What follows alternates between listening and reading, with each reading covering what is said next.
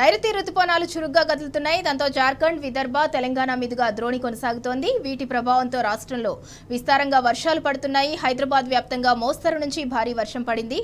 ఇక ఇదే అంశానికి సంబంధించి మరింత సమాచారం మా ప్రతినిధి రవీందర్ అందిస్తారు నిజామాబాద్ నుంచి. రవీందర్, ఇవాళ రేపు ఎల్లుండి రాష్ట్రంలో తేలికపాటి నుంచి మోస్తరు వర్షాలు కురుస్తాయని వాతావరణ శాఖ అధికారులు చెప్తున్నారు. 12 జిల్లాలకు ఆరెంజ్ అలర్ట్ జారీ చేశారు. అలాగే 21 జిల్లాలకు ఎల్లో అలర్ట్ జారీ చేశారు. నిజామాబాద్ జిల్లాకు ఏ అలర్ట్ జారీ చేశారు? అది ఏ అలర్ట్ లో ఉంది, ఏంటి అక్కడ అప్డేట్స్ ఏంటి?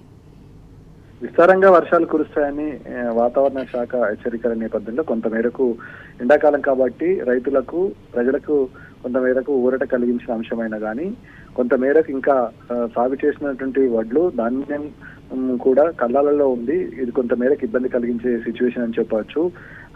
ఈ వాతావరణంలో మార్పులు రావడం వల్ల రైతులు దాదాపుగా 70% మాత్రం క్రాప్ అయిపోయడం జరిగింది, కాంటాలు వేయడం జరిగింది, దాన్ని తూకం చేయడం జరిగింది, రైస్ మిల్లకు తరలించడం. కానీ ఇంకో 25% రైతుల వడ్లు కళ్ళాలలో ఉన్నాయి. ఆ కళ్ళాల్లో తడిసిన రాత్రి వాతావరణంలో ఉదయం విచిత్రమైన వాతావరణంలో మార్పులు ఏర్పడుతున్నాయి. అప్పుడే ఎండ కొడుతుంది, అప్పుడే చలి పెడుతుంది, ఆ తర్వాత ఈ వర్షం వస్తుంది. ఈ నేపథ్యంలో రైతులు ధాన్యానికి కొంత పొడి వాతావరణం ఉండాల్సిన అవసరం ఉంటుంది. ఈ నేపథ్యంలో పొడి వాతావరణం పూర్తిగా లేకపోవడం వల్ల వడ్లు ముఖ్య ప్రమాదం ఉంది. దానికి తోడు వడ్లు వర్షం రావడం వల్ల తడిసిపోవడం జరుగుతుంది. తడిసిన వడ్లను రైస్ మిల్లర్లు కానీ ఇటు ధాన్యం కొనుగోలు కేంద్ర నిర్వాహకులు కానీ కొనమని తెగేసి చెప్తున్నారు. వడ్లు నానిపోతున్నాయి, ముక్కబడుతున్నాయని.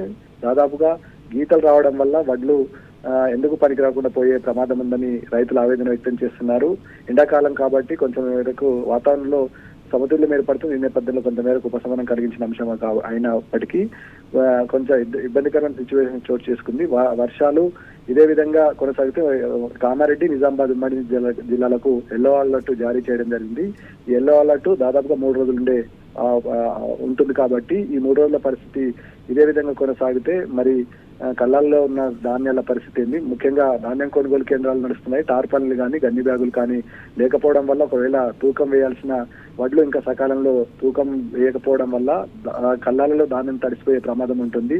తడిసిన ధాన్యానికి ప్రభుత్వం కొనుగోలు చేయాలి. అదేవిధంగా ధాన్యం కొనుగోలు కేంద్రాల వద్ద రైతులు తన ధాన్యాన్ని ఆరబెట్టుకోవడానికి టార్పాలిన్లు కానీ ఇతర మౌలిక సదుపాయాలు కల్పించాల్సిన అవసరం ఎంతైనా ఉందని అభిప్రాయం వ్యక్తం చేస్తున్నారు. మొత్తానికి వర్షాల ప్రభావంతో కొంత మేరకు ఉపశమనం కలిగించిన రైతులకు కొంచెం మేరకు ఇబ్బంది కలిగించే సిచ్యువేషన్ చోటు చేస్తుందని చెప్పవచ్చు. సుందరం, రైట్, థ్యాంక్ యూ రవీందర్. ఇవాళ రేపు ఎల్లుండి రాష్ట్రంలో తేలికపాటి నుంచి మోస్తారు వర్షాలైతే కురిసే అవకాశం ఉందని వాతావరణ శాఖ అధికారులు అయితే చెప్తున్నారు. కొన్ని జిల్లాల్లో ఉరుములు, మెరుపులు, ఈదురుగాలులు, వడగళ్లతో కూడిన వర్షాలైతే అక్కడక్కడ పడే ఛాన్స్ ఉందని చెప్తున్నారు. దాంతో 12 జిల్లాలకు ఆరెంజ్ అలర్ట్ జారీ చేశారు. 21 జిల్లాలకు ఎల్లో అలర్ట్ జారీ చేశారు.